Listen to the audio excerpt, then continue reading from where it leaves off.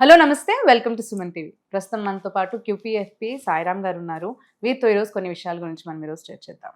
Hello అండి సాయిరామ్ గారు, నమస్తే. నమస్తే అండి. యా, సో ఇప్పుడు రీసెంట్గా ట్రంప్ మనకు ఒక పెద్ద రూల్ అయితే పాస్ చేశారు. అదేంటి అని H1B వీసా వాళ్ళకి ఎవ్రీ ఇయర్ మనకి $1 lakh అనేది వాళ్ళు పే చేయాలి అని చెప్పేసి. సో దీని ఎఫెక్ట్ మనకు అక్కడ ఉంటున్న ఎన్ఆర్ఐస్కి కానీ, లేదంటే రీసెంట్గా అక్కడ వెళ్ళి సెటిల్ అవుదాం అనుకుంటున్న వాళ్ళకి కానీ ఎలా ఎఫెక్ట్ పడుతుంది అంటారు అసలు? సెప్టెంబర్ 19న వైట్ హౌస్లో మీటింగ్లో ప్రెసిడెంట్ ట్రంప్ ఒక రూల్ మీద అయితే సైన్ చేశారు, ఒక ఆర్డర్ మీద. సో వాళ్ళు అక్కడ ఆ మీటింగ్లో చెప్పింది ఏంటంటే H1B వీసా ద్వారా అమెరికాలో కనుక ఎవరైతే జాబ్ చేయాలనుకుంటున్నారో వాళ్ళ కంపెనీస్ పర్ వీసా హోల్డర్కి $1 lakh పే చేయాలి. అదే. సో అంటే జనరల్గా అక్కడ యూఎస్లో normal average salaries 100K 120K అలా ఉంటుంది. Correct correct. సో 100K ఉండే వాళ్ళకి ఇంకొక 100K పెట్టి వీసా స్పాన్సర్ చేయాలి కంపెనీస్. అండ్ ఇది ఎవ్రీ ఇయర్ అన్నారు. సో ఆ వార్త వినగానే అసలు చాలా మంది అసలు వాళ్ళందరూ భయపడిపోయారు. ఎవ్రీ ఇయర్ అసలు ఎట్లా గడుపుతాం, అసలు వాళ్ళ ఆశలన్నీ చల్లా చెదిరైపోయాయి. అండ్ అసలు ఇంకోటి ఏం చెప్పారంటే అది సెప్టెంబర్ 21 నుంచి అమల్లోకి వస్తుంది అన్నారు. సో ఈ వార్త వినగానే చాలా మంది ఇండియాలో ఉన్న ఎన్ఆర్ఐస్ అందరూ యుఎస్కి రిటర్న్ వెళ్ళిపోయారు. నాకు కొంతమంది క్లయింట్స్ ఇండియా వద్దాం అనుకున్న వాళ్ళు దుబాయ్ ఎయిర్పోర్ట్లో అక్కడికక్కడే ఆగేసి రిటర్న్ వచ్చి వెళ్ళిపోయారు. కనెక్టింగ్ ఫ్లైట్ అవ్వకుండా రిటర్న్ వెళ్ళిపోయారు. ఆ రోజు కనుక మీరు చూసింటే కనుక ఫ్లైట్స్ రేట్లు డబల్ అయిపోయాయి. అండ్ కొంతమంది అయితే ఈవెన్ పెళ్ళిళ్ళు కూడా క్యాన్సిల్ చేసుకుని వెనక్కి వెళ్ళిపోయారు. ఓకే. సో వన్స్ ఈ వీకెండ్ అవటం వల్ల వన్స్ నెక్స్ట్ మండేకి వచ్చేసరికి వైట్ హౌస్ కొంచెం క్లారిటీ ఇచ్చింది. ఇదేంటంటే ఎవ్రీ ఇయర్ కాదు, ఓన్లీ కొత్తగా ఎవరైతే H1B తీసుకుంటున్నారో వాళ్ళకి మాత్రం ఇది వర్తిస్తుంది. సో అసలు H1B వీసా అంటే ఏంటి? సో అమెరికాలో ఏంటంటే ఫైనాన్షియలైజ్ అయిన తర్వాత అమెరికాలో ఈ స్టెమ్ కోర్సెస్ వాటి రిలేటెడ్ కంపెనీస్ చాలా పెరిగిపోయాయి. కరెక్ట్. వీటికేమో అమెరికన్స్కేమో ఆ నాలెడ్జ్ లేదంతా.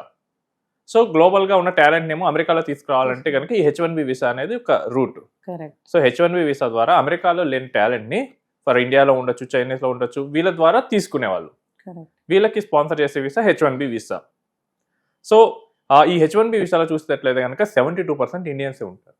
కరెక్ట్. అవును అవును. అండ్ రిమైనింగ్ ఒక 12% వరకు చైనీస్ వాళ్ళు ఉంటారు. అండ్ ఇండియాస్ లో కూడా చూసుకుంటే కనుక మెజారిటీ మన తెలుగు వాళ్ళు తీసుకుంటూ ఉన్నారు. ఈ రోజు లాస్ట్ 4-5 years లో చూస్తుంటే కనుక చాలా మంది వాళ్ళ గ్రాడ్యుయేషన్ కంప్లీట్ అవుతూ మాస్టర్స్ అని చెప్పి యూఎస్ ఫ్లైట్ ఎక్కేవాళ్ళు. సో ఈ trend last 4 to 5 years post Covid చాలా బాగా పెరిగింది. దానికి రీజన్స్ ఏంటంటే కోవిడ్ టైంలో చాలా మంది ఇక్కడికి జాబ్స్ లేకపోవటం, అంతకుముందు యూఎస్కి వెళ్ళిన వాళ్ళేమో మంచి సాలరీస్ తో ఉంటాం, వీటిని చూసి చాలా మంది 21 నుంచి 23కి చాలా హెవీగా వెళ్ళారు. ఎవ్రీ ఇయర్ పెరుగుకుంటూ వెళ్ళారు. అండ్ దీంతోనే ఏం చేశారంటే దీన్ని ఒక ఆపర్చునిటీ తీసుకొని H1 కోసం కన్సల్టెన్సీస్ పెట్టేవాళ్ళు. ఎవరైతే ముందు వెళ్ళేవాళ్ళు వాళ్ళు ఏంటంటే ఒక కన్సల్టెన్సీ పెడతారు, ఒక 4-5 పేరోల్ రన్ చేస్తారు. ఆ 4-5 పేరోల్ మీద ఒక్కొక్కరికి గంటకి ఇంత అని చెప్పేసి వీళ్ళు కమిషన్ తీసుకునేవాళ్ళు. ఓన్లీ కన్సల్టెన్సీస్ దీని ద్వారా చాలా బాగుపడ్డాయి. కొంతమంది ఏంటంటే జనరల్గా అమెరికాలో ఏంటంటే మన కోర్స్ అయిపోయిన తర్వాత OPT అని ఇస్తారు, ఆప్షనల్ ప్రాక్టికల్ ట్రైనింగ్. ఇది 3 years ఉంటుంది. ఇది ఉండాలంటే జాబ్ ఉండాలి. సో మన కన్సల్టెన్సీస్ ఏం చేస్తున్నాయి, తెలుగు వాళ్ళు, నేను ఇండియన్స్ చాలా మంది ఇట్లానే చేస్తుంటారు, కన్సల్టెన్సీ ఉన్న వాళ్ళు వీళ్ళు ఫేక్ పేరోల్స్ రన్ చేస్తున్నారు. అంటే అక్రమంగా అమెరికాలో ఉండటానికి ఒక మార్గాన్ని క్రియేట్ చేస్తున్నారు. అండ్ H1 ఉన్న వాళ్ళకి జాబ్ పోయిన వాళ్ళకి కూడా వీళ్ళు మళ్ళీ మేము జాబ్ ఇస్తున్నాం అని చెప్పి ఇచ్చేవాళ్ళు. సో ఇప్పుడు ఏమవుతుందంటే H1 తీసుకొచ్చింది ఏంటంటే హైలీ స్కిల్డ్ వాళ్ళు అమెరికాలోకి రావాలి. అది రాను రాను ప్రాక్టికల్గా ఏమైపోయింది, అమెరికాలో ఉండటానికి బేసిక్ వేజెస్ ఉన్న వాళ్ళు కూడా వెళ్ళిపోతున్నారు. నార్మల్గా ఒక యావరేజ్న ఎంట్రీ లెవెల్ వాళ్ళు మన ఇండియన్స్ $66K పనిచేస్తున్నారు. అదే అమెరికన్స్ అయితే కొంచెం ఎక్కువ, అబౌవ్ $80K వాళ్ళు పనిచేస్తారు. మన వాళ్ళు ఏంటంటే చీప్గా వస్తున్నారు. సో కంపెనీస్ ఏం చేస్తున్నాయి, చీప్గా వస్తున్నాయి కాబట్టి హైర్ చేసుకుంటున్నారు. సో దాని ఉద్దేశమే మారిపోతుంది. కాబట్టి అమెరికా ఏం చేసిందంటే అసలు ఎంట్రీ లెవెల్ వాళ్ళకి కొత్తగా H1B వీసాని ఎంకరేజ్ చేయకూడదు అని చెప్పేసి ఇట్లా చేశారు. కానీ ఇలా అయితే మరి అందరు చాలా మంది తగ్గిపోతారు కదా, నార్మల్ గా ఇప్పుడున్న పర్సంటేజ్ అయితే వెళ్ళరు కదా. వాళ్ళ ఉద్దేశం కూడా అది. సో ఇక్కడ ఉద్యోగాలు లోకల్ వాళ్ళకి రావాలి.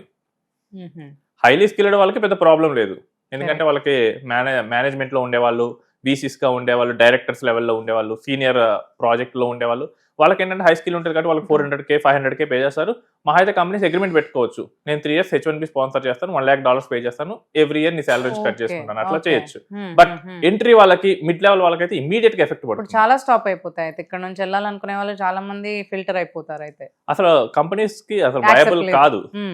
ఎందుకంటే ఈవెన్ చాలా మంది నేను చూస్తున్నాను $80K పని చేస్తున్నారు, వాళ్ళకి 100K ఎవరు ఇస్తారు? రైట్. సో అండ్ మన వాళ్ళు కూడా ఇప్పుడు ఎవరైతే ఆ F1 వీసా మీద వెళ్ళి అక్కడ సెటిల్ అవుదాం అనుకున్న వాళ్ళు, వాళ్ళకి కూడా అసలు ఇది చాలా అశనిపాతంలా తయారవుతుంది. ఎందుకంటే కొంతమంది ఇక్కడ క్లారిటీ లేదు, F1 నుంచి H1 కి ట్రాన్స్ఫర్ అయ్యేటప్పుడు $1 lakh కట్టాలా లేదా. ఒకవేళ కట్టాల్సి వస్తే కనుక వాళ్ళకి ప్రెసెంట్ అంతకు ముందు లాగా ఏంటంటే, నేను ఏదో కోర్స్ చేస్తాను పార్ట్ టైమ్ లో యూనివర్సిటీలో చేసేసి ఆడుతూ పాడుతూ నేను మాస్టర్స్ కంప్లీట్ చేసుకుంటాను, తర్వాత ఏదో ఒకటి ఆన్లైన్ లో కోర్స్ చేస్తాను, ఇంటర్వ్యూ తెచ్చి పాస్ అవుతాను, తర్వాత ప్రాక్సీని పెట్టుకుంటాను ఇండియాలో, లేదా ఎక్కడైనా ప్రాక్సీని పెట్టుకొని రన్ చేస్తా అంటే అసలు ఇలాంటివి అయితే వర్కౌట్ అవ్వవు. సో వాళ్ళు హైలైట్ టాలెంట్ అయితే తెచ్చుకోవాలి, అప్గ్రేడ్ అవ్వాలి. అండ్ చాలా మందికి మనకు ఫినాన్షియల్ వైజ్ గా చూసుకుంటే కనుక, ఫినాన్షియల్ ప్లానింగ్ వైజ్ గా చూసుకుంటే కనుక ఇది ఒక ఎమర్జెన్సీ సిచ్యువేషన్. కరెక్ట్, అవును. సో చాలా మందికి ఏంటంటే ఇక ఫ్యూచర్ అర్థమైపోయింది, ట్రంప్ కానీ నెక్స్ట్ వచ్చే వాళ్ళు ఎప్పుడైనా కానీ మీరు వెళ్ళిపోమంటే ఏంటి, ఉన్న పలంగా అన్ని ఖాళీ చేసుకుని తిరిగి రావాల్సిందే. మీకు చెప్తాను, నాకు మొన్న ఒక క్లయింట్ ఫోన్ చేశారు. సో ఆయన ఇండియా వచ్చారు, ఆయన నాతో 2019 నుంచి ట్రావెల్ చేస్తున్నారు. We created $2 million wealth. అందులో ఆయన both wife and husband work చేస్తున్నారు. ఈ విషయం వినగానే ప్యానిక్ అయిపోయి మిడ్ నైట్ నాకు కాల్ చేశాడు. సో మీకు ఎందుకంటే మీరు వరీ అవుతున్నారు, ఒకవేళ వచ్చేయాలనుకుంటే తిరిగి వచ్చేయండి. ఆల్మోస్ట్ $2 million అంటే 18 crores ఉంటుంది. ఈ రోజు నేను SWP పెట్టినా కానీ మీకు 1.2 crores వస్తుంది ఇయర్లీ. మీరు చిన్న జాబ్స్ తెచ్చుకున్నా కానీ ఇంకొక 30 lakhs బౌత్ వైఫ్ అండ్ హస్బెండ్ మంచి టాలెంటెడ్ తెచ్చుకున్న 1.5 crores అవుతుంది yearly. So it's a good income ఇండియాలో. సో మీరు ఏం వరీ అవ్వాల్సిన అవసరం లేదు, ఎందుకంటే మీరు ఫినాన్షియల్గా బాగానే ప్లాన్ చేశాను. ఇలాంటి ఎమర్జెన్సీ సిచ్యువేషన్స్ కూడా మన పోర్ట్ఫోలియో తట్టుకునేటట్లే ఉంది, మీరేం వరీ అవ్వాల్సిన అవసరం లేదు. ఒకవేళ వాళ్ళు ఏమైనా మానేయమంటే మీరు ఈజీగా వచ్చేయండి. సో అట్లా చెప్పాం. ఇది ఎవరికైతే వస్తుందంటే చాలా మంది ఏంటంటే ఎంట్రీ లెవెల్లో జాబ్ చేసుకుని అసలు ఎమర్జెన్సీ ప్లానింగ్ చేసుకోని వాళ్ళు చాలా మంది నేను చూస్తుంది ఏంటంటే, మోస్ట్ ఆఫ్ ది పీపుల్కి లేట్ 20s లో జాబ్ వచ్చేస్తుంది. ఇక అక్కడ నుంచి మొత్తం రియల్ ఎస్టేట్ లో పెట్టేస్తారు. ఇప్పుడు వాళ్ళు ఇండియా తిరిగి వస్తారు అనుకోండి, ఉన్నదంతా రియల్ ఎస్టేట్ లో ఉంటుంది, క్యాష్ ఫ్లో రాదు. సో వీళ్ళు చాలా హెవీగా ఇబ్బంది పడుతుంటారు, ఎఫెక్ట్ అవుతుంది వాళ్ళకైతే. మన NRIs కూడా ఇప్పుడు ఏంటంటే ఇమీడియట్ గా ఫినాన్షియల్ ప్లానింగ్ అనేది చేసుకోవాలి, ఎమర్జెన్సీ సిచ్యువేషన్స్ లో ఎలా రియాక్ట్ అవ్వాలి. అండ్ ఇంకోటి ఏంటంటే, మనం వేరే వాళ్ళ దయాదాక్షిణ్యాల మీద ఆధారపడుతున్నాం. ఆ స్టేజ్ మారినంత వరకు ఇలాంటి షాక్స్ అయితే వస్తూనే ఉంటాయి. బట్ ఇది చాలా క్రిటికల్ సిచ్యువేషన్ అని చెప్పుకోవచ్చేమో అందరికి, అక్కడ ఉన్న వాళ్ళందరికీ కూడా. అసలు ఇది చాలా క్రిటికల్ అండి. ఆ రోజు కనుక సిచ్యువేషన్ చూస్తుంటే గనక అసలు చాలా మంది అసలు పడుకొని కూడా పడుకోలేదు. ఇండియాలో వాళ్ళ ఫ్యామిలీస్, అక్కడ వాళ్ళు, ఎందుకంటే జాబులు పోతాయని లిటరల్లీ డిసైడ్ అయిపోయారు. అండ్ ఇంకోటి చాలా మంది ఏంటంటే ఈఎంఐస్ తీసుకుని ఉన్నారు. సో ఆ ఈఎంఐస్ ఎలా పే చేయాలి, అక్కడేమో హౌసెస్ తీసుకున్నారు, వాళ్ళకున్న జనరల్ గా అందరూ ఏంటంటే ఒక గోల్స్ పెట్టుకుంటారు, దానికి తగ్గట్టు ప్లాన్ చేసుకుంటారు. అవన్నీ షాటర్ అయిపోయినట్లు కనిపించాయి. సో ఇప్పటికైనా మన వాళ్ళు ఏంటంటే ప్లానింగ్ అనేది చేసుకోవాలి. అండ్ ఇండియాకి రిటర్న్ వచ్చే ప్లాన్ అనేది, ఒకవేళ వాళ్ళకి థాట్ ఏంటంటే కొన్నాళ్ళు అక్కడ వర్క్ చేసి నేను ఇండియాకి వచ్చేస్తా అంటే కనుక దాన్ని ఇమీడియట్ గా యాక్షనబుల్ గా పెట్టుకోవాలి. రైట్. నేను తర్వాత ఒక 2 years తర్వాత చేసుకున్నాను ఇలా అంటే కనుక రేపు ఏదైనా రోజు మీకు వీసాని రిజెక్ట్ అయితే పరిస్థితి ఏంటో చూసుకోవాలి. రైట్. సో ప్లానింగ్ చేసుకుని ప్రాపర్ గా ప్రిపేర్ అయి ఉండాలి అని అంటున్నారు. ఎస్ అండి. థ్యాంక్ యూ అండి, థ్యాంక్ యూ సో మచ్.